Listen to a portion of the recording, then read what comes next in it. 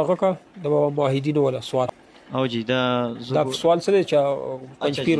دا مولوي صاحب د اهم سوال دی زمونږ نه د بعض ملګري دا اوس پنځپیر د قرآن او کس تپوس کړی دی خو اکثر به موږ نه پاتې کېدلو وایي د شیخ طیب صاحب چې کوم دی دوی د مولانا صاحب مخالفت ولې کوي اگر چې وایي بیا د جواب کړی په خپله ویډیو کې ویلي د زه ځکه دې وجې نه مخالفت کوم چې مولانا فضل الرحمن صاحب ته مشرف چې کوم دی کمیټې ورکړې وه چرمني ورکړې وه دې وجه نه چې دې په سوات کې یو ګډوډوالی جوړ کړي مخالفت راولې وي دغه ویډیو چې دی مولانا صاحب مونږ وکړه او جی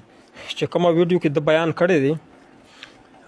طیب صاحب په دې ویډیو کې دا ویلي دي چې زه د اپریشن په دوران کې زه په سوات کې معلومیږي دی چې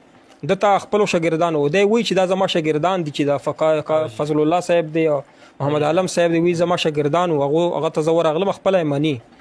نو اول خدا دې بنیادی ګډوډ ستا شاګردانو جوړ کړي ستا په وینا باندې ته په سوات کې هلته پروت وي چې والی سوات یا امیر المؤمنین به مانه جوړ کړي هلته په سوات کې موجود وي تا ویلې بیا دی وایي چې ما جوړه کوله حکومت سره جوړه بغیانو سره حکومت جوړه څوکي بغاوت کړی دی فضل الله د حکومت د فوج خلاف بغاوت کړی په دې کې ته په منځ کې ناسې جوړه کوم سالس پکې د الله بنده دې کې جوړه چې اثر پرې کول پکارو او د شیخ طیب شکم دا خبره ما اورید فضل الرحمن صاحب پس دغه دروغ خبره چې قرآن ته ناست تاسو فیصله وکړئ دروغ ویلي کنه فضل الرحمن صاحب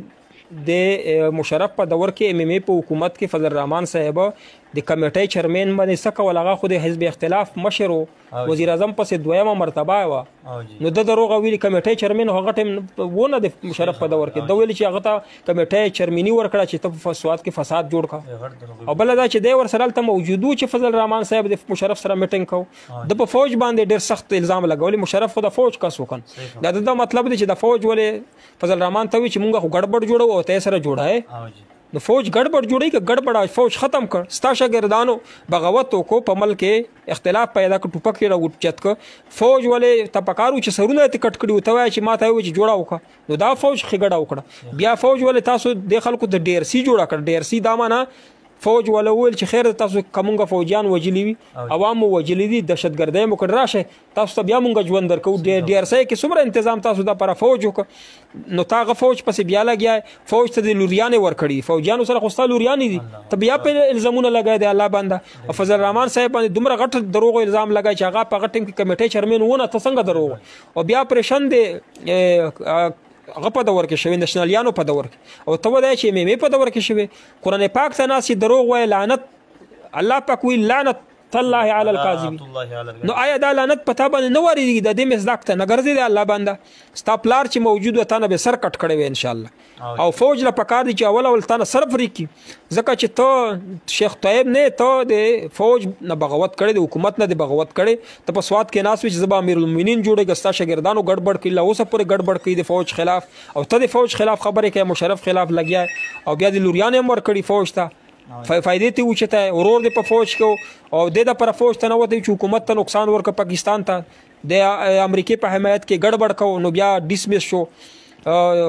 فوج نه هم ډیسمس شو تاسو ورور چې کم د امیر میجر امیر چې مخ کې نو تا پلار ژوندی نه دی عاشق القرآن او پرشتیا باندې تاسو پلار طاهر رحمت الله علیه کاغه موجود و نه تا نه به سر کټ کړی وي شیخ طیب صاحب ته پکار دي دروغ د قطعا نه وي او بیا شاګردانو له پکار دي چې دنه د سر کټ کی چې تمونږ ته قرآن پاک ته ناس یو دروغ وای فضل الرحمن صاحب باندې دومره دروغ وای نو پکار دادی چې موحدینو تاسو د خپل مشر نه سر کټ کړي او موحد تاسو ولا منیر شاکر صاحب دی هغه کې نه په تخت باندې الحمدلله هغه خپل جماعت چلولش دا خو په سپینه ګیره دروغ وای قرآن پاک ته ناس دنه سر کټ کړي مولانا طاهر صاحب چې کوم ارمان دی هغه پورا کړي ابو سعد صاحب فرمایا اگر ایک شخص امامت کرتا ہو اور صرف چند کتابیں پڑھی ہو یعنی مکمل